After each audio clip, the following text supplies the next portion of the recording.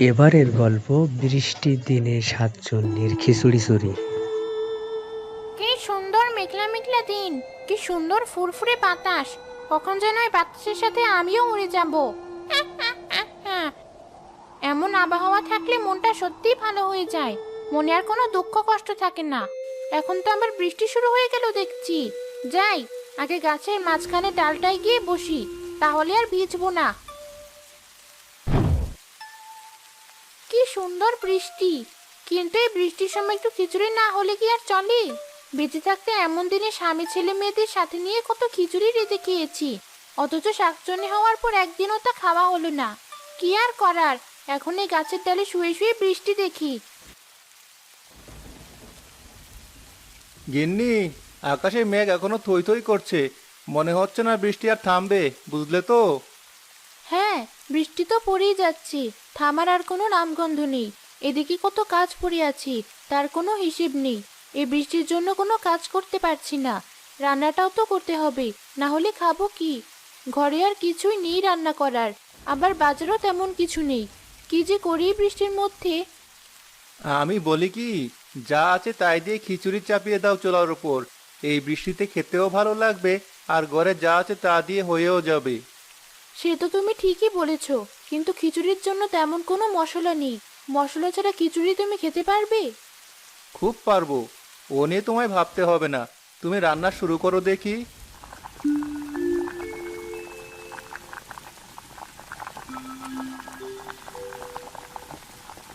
আরে বাহ, কি সুন্দর গন্ধ ছড়িয়েছে!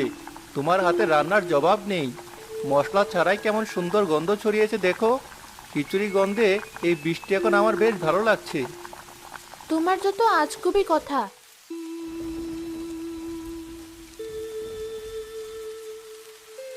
আরে, খিচুড়ির গন্ধ ভেসে আসছে না? মনে হচ্ছে ওই বাড়ি থেকেই আসছে। কি দারুণ গন্ধ! ওই বাড়িতেই যাই।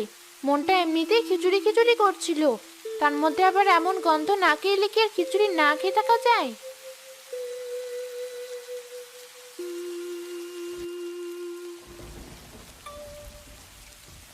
এলাম তো খিচুড়ি খেতে, কিন্তু ওদের সামনে থেকে খিচুড়িটা সরাবো কি করে?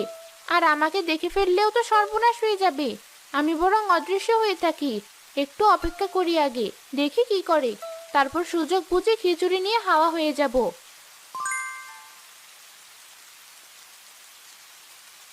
রান্না হয়ে গেছি, এই বৃষ্টিতে আর কলপাড়ে যেতে হবে না।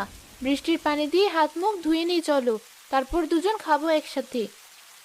সেই ভালো, এসো তাহলে। এই তো, খিচুড়ির কাছে এখন কেউ নেই, ওরা দুজনে গেছে হাত ধুতে। এই সুযোগ, আমি আমারটুকু খিচুড়ি নিয়ে কেটে পড়ি।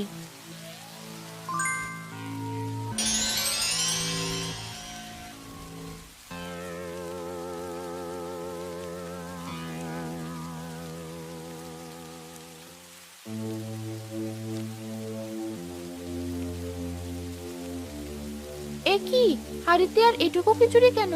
বাকি খিচুড়ি কোথায় গেল? মাত্র রান্না শেষ করলাম। এই ঝড় বৃষ্টিতে তো বিড়াল কুকুরও আসার কথা নয়, আর এলেও এমন গরম খিচুড়ি খাবে কি করে? কি করে কি হলো কিছুই বুঝতে পারছি না। সে তো আমিও বুঝতে পারছি না। এখনো তো না ভেবে বাকি যেটুকু আছে দুজনে মিলে খেয়ে নেই চলো। না হলে পরে দেখা গেল একটুও কপালে জুটলো না, তখন আফসোসে শেষ থাকবে না। ঠিকই বলেছো।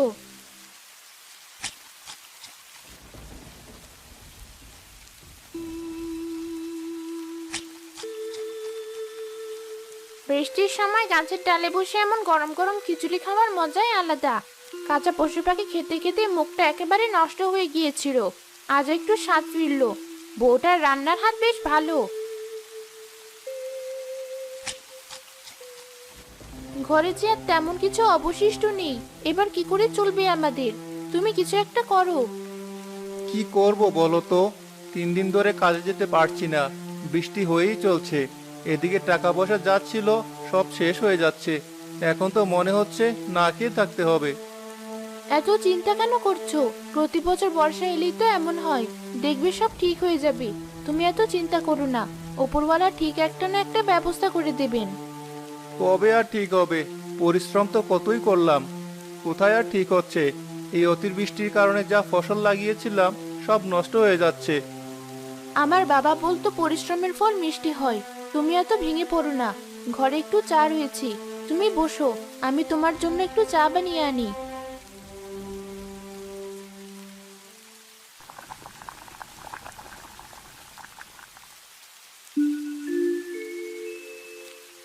এই নাও চা।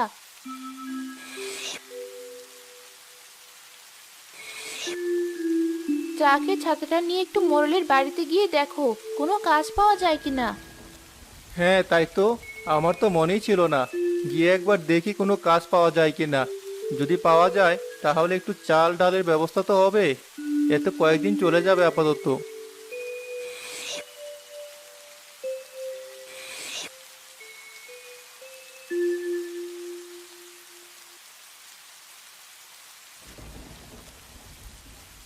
আরে ফেলু যে, তাই এই ঝড় বাদলের মধ্যে আমার কাছে কি? এমনিতে তো টিকিটিও দেখা যায় না, আর এখন এমন বৃষ্টির মধ্যে এসেছিস যে? মোড়ল মশাই, বড্ড অসহায় হয়ে আপনার কাছে এসেছি। আজ কদিন হলো কোনো কাজ নেই, টাকা পয়সা আর তেমন নেই। ঘরে যা খাবার ছিল তাও এখন শেষ হওয়ার পথে। আর দুদিন কোনো রকমে চললেও এরপর হয়তো আমাদের না খেয়েই মরতে হবে। দয়া করে আপনি একটু সাহায্য করুন, আমাকে কোনো একটা কাজ দিন। বিপদে পড়েছিস বলে তুই এখন ঠিকই আমার কাছে এসেছিস, কিন্তু যখন আমার কাজের লোকের দরকার হয় তখন তোকে ডেকেও পাওয়া যায় না। তখন তোর বড্ড অহংকার হয়, তাই না? অহংকার নয় মোড়ল মশাই, আপনি যখন কাজে ডাকেন তখন আমার নিজের জমির কাজ থাকে, তাই আসতে পারি না। সেসব আমি কিছু জানি না। এখন আমার কাছে কোনো কাজ নেই। এই বৃষ্টিতে কি বা এমন কাজ থাকবে? কোনো কাজ নেই। তুই আর ঝামেলা করিস না, এখন চলে যা। আমাকে একটু বৃষ্টি দেখতে দে দেখি। কিন্তু এখন খালি হাতেই ফিরে যেতে হচ্ছে। গিন্নিকে গিয়ে কি বলবো তাই ভাবছি। হে উপরওয়ালা, তুমি আমাদের রক্ষা করো। এভাবে বৃষ্টি হতে থাকলে আমরা তো মারা পড়বো। ফেলু, মনে হচ্ছে বাড়িতে কেউ নেই। আরেকবার ডেকে দেখি তো। ফেলু, এই ফেলু, কোথায় গেলি সব? তাড়াতাড়ি বের হ, এদিকে আমি তো কাক ভেজা হয়ে গেলাম। আরে বুড়িমা, আপনি ভেতরে আসুন তাড়াতাড়ি। এই নিন, শরীরটা একটু মুছে নিন, আর আমার এই শুকনো কাপড়টা পরে নিন, না হলে ঠান্ডা লেগে যাবে যে। এই পটলিটা আমার হাতে দিন। না না, এটা আমি তোর হাতে দিব না।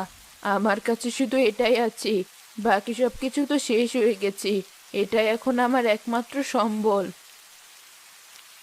কেন, কি হয়েছে বুড়িমা?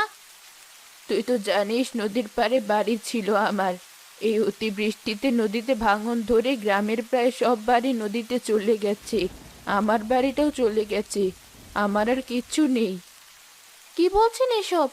যা হওয়ার তা হয়ে গেছে, কিছু তো আর করার নেই। আপনিও তো চিন্তা করবেন না। এখন থেকে না হয় আপনি আমাদের সাথেই থাকবেন। তোরা ছাড়া আমার আর যাওয়ার জায়গায় বা কোথায় আছে?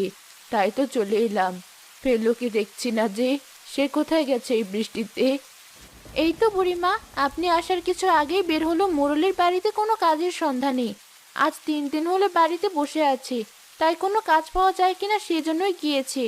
দিন এনে যাদের দিন খেতে হয় তাদেরকে আর এভাবে চলে বলুন দেখি?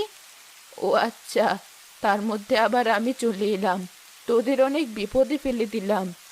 ছি ছি, এসব কথা বলবেন না বুড়িমা। একসময় আপনি আমাদের অনেক উপকার করেছেন, তা তো আর আমরা ভুলতে পারি না।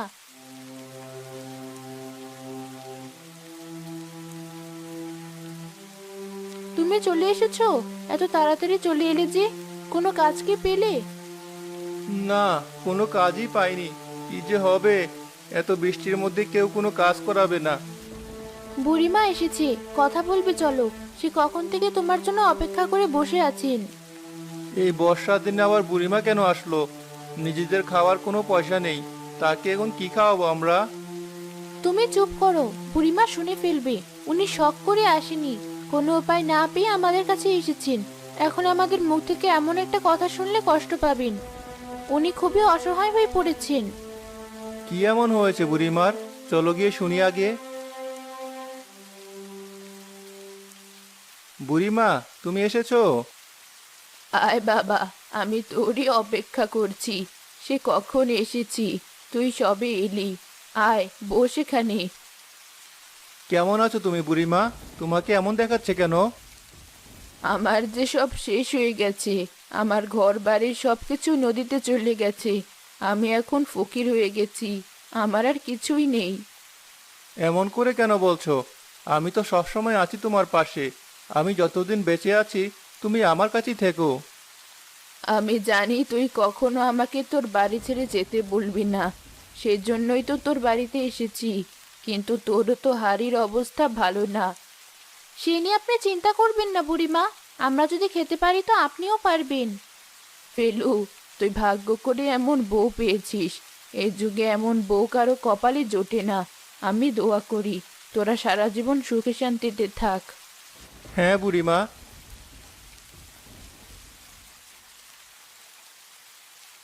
বৌমা, রাজ্যে অনেক হলো, আমাকে কিছু খেতে দে। কাল থেকে আমি কিচ্ছু খাইনি। আবার বৃষ্টিতে এতটা পথ হেঁটে আসতে আসতে বড্ড খিদে লেগে গেছে।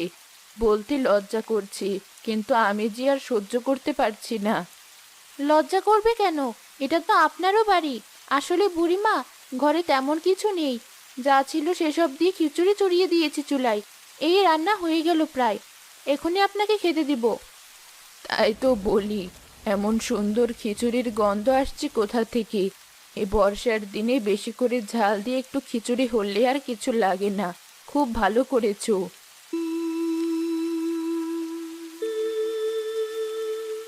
বাহ, আমার সে খিচুড়ির গন্ধ। মনে হচ্ছে আমার রান্না করেছে। যাই তাড়াতাড়ি ওই ঘরে গিয়ে দেখি।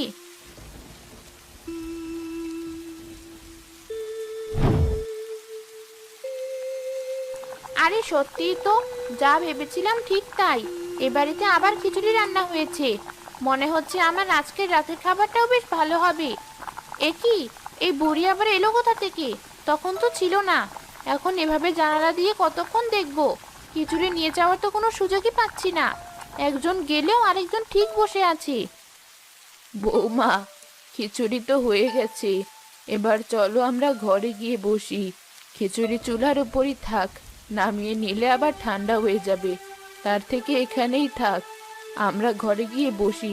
ফেলু বাজার থেকে ফিরলে নামিয়ে নিয়ে গরম গরম খাওয়া যাবে। না না বুড়িমা, খিচুড়ি রেখে কোথাও যাব না। দুপুরে আপনি আসার আগে একবার খিচুড়ি রান্না করেছিলাম। আমরা একসাথে শুধু হাত ধুতে গিয়েছিলাম। এসে দেখি খিচুড়ি আর নেই।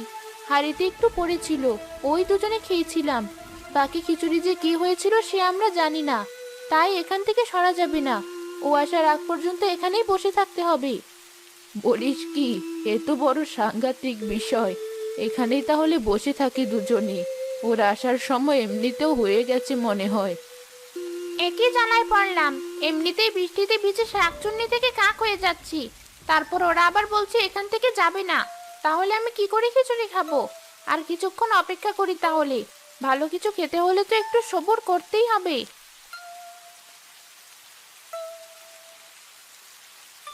না না, আর সবুর করা যাচ্ছে না। একে তো ভিজে কাক হচ্ছি, তার উপরে খিচুড়ির গন্ধে পাগল হয়ে যাচ্ছি। এদিকে এরা বসে বসে গল্প করছে। মনে হচ্ছে না আমাকে কোনো সুযোগ দিবে। পেয়েছি বুদ্ধি। আমি অদৃশ্য হয়ে ওদের সামনে দিয়ে খিচুড়ি নিয়ে আসবো। হি হি হি হি।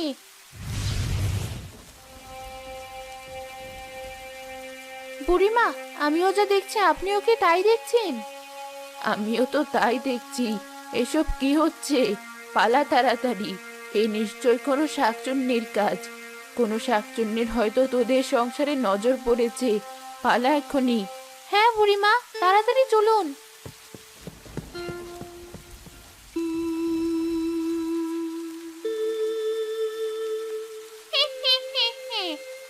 যাক, ভয় দেখিয়ে হলেও পুরো হাড়ি ধরে নিয়ে এসেছি। খেয়ে না হয় আবার হাড়ি দিয়ে আসবো। তারপর আবার রান্না করলে আবার গিয়ে নিয়ে আসবো।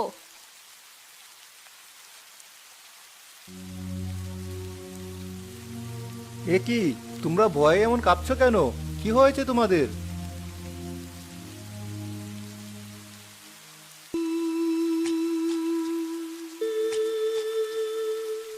খাওয়াটা হয়ে গেল। বেশ একটা খাওয়া হয়েছে আজ। যাই, এই হাঁড়িটা এবার দিয়ে আসি।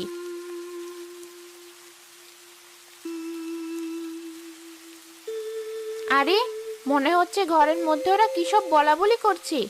জানালা দিয়ে একটু শুনে দেখি তো। বলো কি গিন্নি, এবার কি হবে? আমরা তাহলে খাবো কি? আর তো ঘরে কিছু নেই, টাকা পয়সাও কিছু নেই। আমরা দুজন না হয় কোনো রকম চালিয়ে নেব পানি খেয়ে, কিন্তু বুড়িমা বয়স্ক মানুষ, ওনার কি হবে? আমিও তো সেটাই ভাবছি। এত ভাবিস না, এই পুটলিটা ধর, এটাই আমার শেষ সম্বল। তাই তখন তোকে এটা আমি ধরতেই দেইনি। এতে কিছু জমানো মোহর আছে, তুই এগুলো দিয়ে এখন চালিয়ে নে। তা হয় না বুড়িমা, তোমার এই শেষ সম্বল আমি এভাবে নিতে পারি না। তুমি এটা রাখো, আমি কিছু একটা ঠিক ব্যবস্থা করে নেব। আহারে, ওদের কত কষ্ট। ওরা সবাই অনেক ভালো মানুষ, কিন্তু আমি ওদের সাথে বড় অন্যায় করেছি। আমি ওদের সাহায্য করব। তোরা কোনো চিন্তা করিস না, আমি তোদের সাহায্য করব। কে কে কথা বলে? কে তুমি? তোমাকে তো দেখতে পাচ্ছি না, সামনে এসো। কে তুমি? এই যে, আমি শাকচুন্নি। আমাকে দেখে ভয় পাস না। আমি তোদের কোনো ক্ষতি করব না। তোদের খিচুড়ি আমি খেয়েছি, কিন্তু এখন বুঝতে পারছি আমি ভুল করেছি। আর তোরা অনেক ভালো মানুষ, তাই আমি তোদের সাহায্য করব। এই নে, এই জাদুর গড়া। এখান থেকে যত ইচ্ছে সোনার মোহর নিবি। এটা কখনো খালি হবে না। তবে আমার একটা শর্ত আছে। কি শর্ত? আমাকে প্রতিদিন খিচুড়ি রান্না করে খাওয়াতে হবে। তোর হাতের খিচুড়ি খেলে মনে হয় অমৃত খাচ্ছি। ঠিক আছে শাকচুন্নি, তাই হবে। এরপর ফেলু অনেক বড় লোক হয়ে যায়। তাদের তিনজনের কোনো দুঃখ থাকে না। আর শাকচুন্নিও প্রতিদিন মজা করে ফেলুর বউয়ের হাতের খিচুড়ি খায়।